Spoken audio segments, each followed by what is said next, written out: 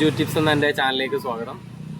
അപ്പോൾ നമ്മളെ വീട്ടിലെ കിണറ്റത്തെ വെള്ളം അതുപോലെ കുഴൽക്കിണറ്റത്തെ വെള്ളമൊക്കെ ഭയങ്കര കലക്ക്.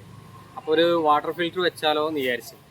അപ്പോൾ വാട്ടർ ഫിൽറ്ററിൻ്റെ വിലയൊക്കെ ഒന്ന് ചോദിച്ചു നോക്കുമ്പോൾ 15,000, അതുപോലെ 20,000, 30,000 അങ്ങനെയൊക്കെ ആയിട്ട് ഇങ്ങനെ നീണ്ടുപോകുന്നു. അപ്പോൾ നമ്മളെ കൊണ്ട് അത് താങ്ങൂല എന്ന് വിചാരിച്ചപ്പോൾ നമുക്ക് തന്നെ കുറച്ചൊരു ഐഡിയ ഉണ്ട്. എന്നാൽ നമുക്ക് തന്നെ ഒരു വാട്ടർ ഫിൽറ്റർ വെച്ചാലോ എന്ന് വിചാരിച്ചു. അപ്പോൾ ഒരു 5,000 രൂപേൻ്റെ ഉള്ളിലേ ആയിട്ടുള്ളൂ ഞാനൊരു വാട്ടർ ഫിൽറ്റർ വെച്ചത്. ഓക്കെ, അപ്പോൾ അത് എങ്ങനെയാണെന്നുള്ളത് ഞാൻ പറഞ്ഞുതരാം. അതിന് മുന്നേ നമ്മളെ ചാനലൊന്ന് സബ്സ്ക്രൈബ് ചെയ്യണേ, ലൈക്ക് അടിക്കണം, ഷെയർ ചെയ്യണം കേട്ടോ. ഓക്കെ, വാ.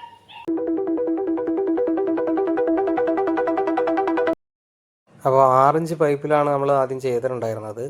അപ്പോൾ 6 പൈപ്പിൽ എന്ന് പറയുമ്പോൾ മേളിൽ എൻഡ് ഗ്യാപ്പ് വരണം. എൻഡ് ഗ്യാപ്പ് വന്നതിന് ശേഷം അതിൽ കുറച്ച് എയർ സ്പേസ് വരണം, വെള്ളം വന്ന് വീഴാനുള്ള.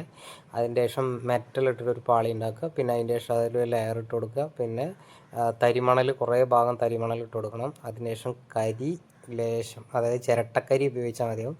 ചിരട്ട അതിച്ച് പുറത്തുനിന്ന് കരി മേടിച്ചൊന്നുമില്ല.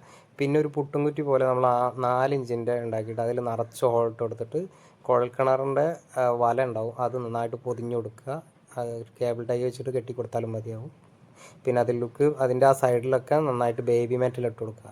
അപ്പോൾ നമുക്ക് മണലും കാര്യങ്ങളൊന്നും അങ്ങോട്ട് ഉള്ളിലേക്ക് കയറില്ല. അപ്പോൾ വെള്ളം നന്നായിട്ട് സേഫായിട്ട് കിട്ടും, തെളിഞ്ഞ് കിട്ടും. പിന്നെ അതിൻ്റെ മേലെ ലെയർ ഇട്ട് കൊടുക്കേണ്ടത് ഇതുപോലെ നമ്മൾ ഉണ്ടാക്കി കൊടുത്താൽ മതിയാവും. ഇതുപോലെ ആകുമ്പോൾ വെള്ളത്തിൻ്റെ പ്രഷർ കൊണ്ട് എങ്ങോട്ടും പുറത്തേക്ക് വരില്ല. ബാക്കിയുള്ള കണക്ഷൻസൊക്കെ ഇതുപോലെ കറക്റ്റായിട്ട് കൊടുക്കുക. എന്നാൽ നമുക്ക് സിമ്പിളായിട്ട് നല്ല തെളിഞ്ഞ വെള്ളം കിട്ടും. ഇതാണ് നമ്മൾ 8 ഇഞ്ചിൽ ചെയ്തിട്ടുള്ളത്. 8 ഇഞ്ചിലാകുമ്പോൾ ഒരുപാട് ബാക്ക് വാഷിങ്ങിന് ഒരുപാട് സമയമെടുക്കും. അപ്പോൾ 8 ഇഞ്ച് അല്ലെങ്കിൽ 10 ഇഞ്ച് 12 ഇഞ്ചൊക്കെ ആണെങ്കിൽ ഒരുപാട് ബെറ്റർ ആയിരിക്കും, പക്ഷേ റേറ്റ് കൂടുന്നുള്ളൂ. അപ്പോൾ നമ്മൾ വെള്ളം ഇതിൽ കൂടെ കടത്തി വിട്ടിട്ട് അതിൽ മെറ്റലിൽ കൂടെ, അതുപോലെ മണലിൽ കൂടെ, കരിയിൽ കൂടെ, എന്നിട്ട് ആ പുട്ടുമുറ്റി പോലുള്ള അതിൻ്റെ ഉള്ളിൽ കൂടെ കയറിയിട്ട് ഔട്ട് അങ്ങനെയാണ് വരുന്നത്. ഔട്ട് നേരെ ഇതിൽ കൂടെ നമുക്ക് സാമ്പിളിന് വേണ്ടിയിട്ടാണ് പുറത്തേക്ക് പൈപ്പിട്ടുള്ളത്. ഈ കണക്ഷൻസൊക്കെ കാണുമ്പോൾ ഭയങ്കര കോംപ്ലിക്കേറ്റഡ് ആയിട്ട് തോന്നും. അതെന്താണെന്ന് വെച്ചിട്ടുണ്ടെങ്കിൽ വേറെ സെറ്റിങ്സിന് വെച്ചതാണ്. അപ്പോൾ എന്ന് പറയുമ്പോൾ ഇതുപോലെ ചെയ്ത് കൊടുത്താൽ മാത്രം മതിയാവും.